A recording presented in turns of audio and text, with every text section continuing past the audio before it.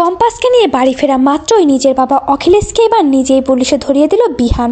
হ্যাঁ বন্ধুরা, কম্পাস ধারাবাহিকের আগামী পর্বতে আমরা ঠিক এমনটাই দেখতে পাবো। সকালে ঘুম থেকে ওঠা মাত্রই চৌধুরী বাড়িতে কোথাও বিহানকে খুঁজে পায় না কেউই। তখনই কাজের লোক জানায় যে বিহান খুব ভোরেই ব্যাগ কাঁধে নিয়ে বাড়ি থেকে বের হয়ে গেছে। এই কথা শোনা মাত্রই ঋতুজা বুঝতে পারে যে বিহানকে যেহেতু ফোনে পাওয়া যাচ্ছে না, তাহলে হয়তো বিহান মালয়েশিয়া গেছে। এদিকে বিহান মালয়েশিয়া পৌঁছানো মাত্রই তার মাকে ফোন করে আর মাকে জানায় যে সে কম্পাসের কথা ভেবেই মালয়েশিয়া গেছে, কেননা তার মনে ভয় হচ্ছে হয়তো কম্পাস বিপদে পড়তে পারে। আর এছাড়াও কম্পাস তার স্ত্রী, তাই তার স্ত্রীকে সে কোনোভাবেই একা ছাড়তে পারে না। বিহানের এমন কাজে ঋতুজা খুবই খুশি হয় আর মনে মনে ভাবে আমি জানতাম বিহান তুই মনে মনে কম্পাসকে ভালোবেসে ফেলেছিস আর তুই কম্পাসের টানেই তুই কম্পাসের কাছে ছুটে গেছিস। অন্যদিকে দেখা যায় কম্পাস যখনই সৃঞ্জয় চ্যাটার্জির সঙ্গে কথা বলে তার বাড়ি থেকে বের হয়, ওই অখিলেশের পাঠানো গুন্ডাগুলো কম্পাসকে আক্রমণ করতে যায়। তবে গুন্ডাগুলো আক্রমণ করার আগে বিহান এসে কম্পাসকে বাঁচিয়ে দেয় আর কম্পাসকে ডেকে জিজ্ঞাসা করে কেন ওই গুন্ডাগুলো কম্পাসকে ফলো করছিল।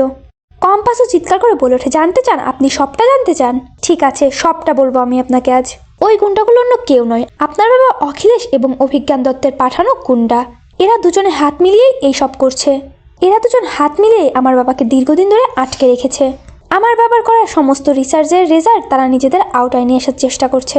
সমস্ত কাজগুলো নিজেদের নামে চালানোর চেষ্টা করছে, এমনকি রিসার্চ করা জিনিসগুলো বিদেশে বিক্রি করারও চেষ্টা করছে। এই সবটাই ওই দুজন ব্যক্তি মিলে করছে।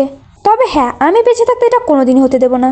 কম্পাসের এই সমস্ত কথা শুনে বিহান প্রচণ্ড অবাক হয়ে যায়। সে কিছুই বিশ্বাস করতে চায় না। ঠিক তখনই কম্পাসের ফোনে ফোন দেয় অখিলেশ কম্পাসকে ভয় দেখানোর জন্য। কম্পাস তখন খুব চালাকি করে ফোনটা লাউড স্পিকারে দেয়। অখিলেশের বলা সব কথাগুলোই শুনতে পায় বিহান। বুঝতে পারে বিহান তার বাবা কতটা শয়তান। বিহান প্রচণ্ড ক্ষেপে যায় বাবার উপর। কম্পাসের হাত ধরে বলে ওঠে, চলো কম্পাস, এক্ষুনি আমাদের বাড়িতে ফিরতে হবে। এই বলে কম্পাসকে নিয়ে দেশে ফিরে আসে বিহান।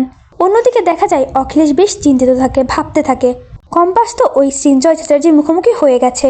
এবার যদি কম্পাস তাদের হয়ে কাজ না করে আর কম্পাস যদি তাদের বিরুদ্ধে চলে যায়, তাদের হাতে সবকিছু তুলে না দিয়েই উল্টে তাদের নামে যদি কোনো কেস করে, তাহলে তাদের কি হবে? যখনই এই স্বপ্নে চিন্তা করতে থাকে অখিলেশ, ঠিক সেই মুহূর্তে বাড়িতে পুলিশ ঢোকে। পুলিশের সঙ্গে বিহানও থাকে। বিহানের সঙ্গে আসা পুলিশ দেখে অবাক হয়ে যায় অখিলেশ আর বিহানকে প্রশ্ন করে, এ কি, বাড়িতে পুলিশ কেন? আর এই বাড়িতে এমন কি হয়েছে যে তোমাকে পুলিশ নিয়ে আসতে হয়েছে? বিহান অখিলেশকে বলে, জানতে চাও কি হয়েছে? সেটা তো তুমি খুব ভালো করেই জানো, কেননা যা করার তা তো তুমিই করেছো। দীর্ঘদিন ধরে একজন গুণী ব্যক্তিকে নিজের কাছে আটকে রেখেছো, তার কাছ থেকে তার সমস্ত অর্জন ছিনিয়ে নেওয়ার জন্য। তার কষ্টের করা সমস্ত জিনিসগুলো বিদেশে বিক্রি করার চেষ্টা করছো, নিজেদের নাম কামানোর চেষ্টা করছো। আর এমনকি সেই কাজগুলো এখন তুমি কম্পাসকে দিয়ে করানোর চেষ্টা করছো। আর এত অন্যায়ের দায়ে তোমাকে তো জেলে যেতেই হবে বাবা। তুমি যে আমার বাবা বলে আমি তোমাকে ছেড়ে দেবো এমনটা কখনোই ভেবো না। এবার তুমি তোমার যোগ্য শাস্তি পাবেই বাবা, তোমাকে জেলে যেতেই হবে। এই বলেই পুলিশকে বলে, অফিসার আমার বাবাকে এক্ষুনি অ্যারেস্ট করুন। ঠিক তখনই সেখানে কম্পাস আসে আর কম্পাস বুঝতে পারে বিহান তার পাশে দাঁড়িয়েছে। সমস্ত সত্যি জানতে পেরে বিহান তাকে সাহায্য করেছে।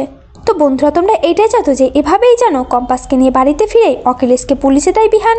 কমেন্টে জানিয়ে দাও তোমাদের মতামতটি। আর চ্যানেলে নতুন থাকলে অবশ্যই চ্যানেলটি সাবস্ক্রাইব করতে একদমই ভুলো না।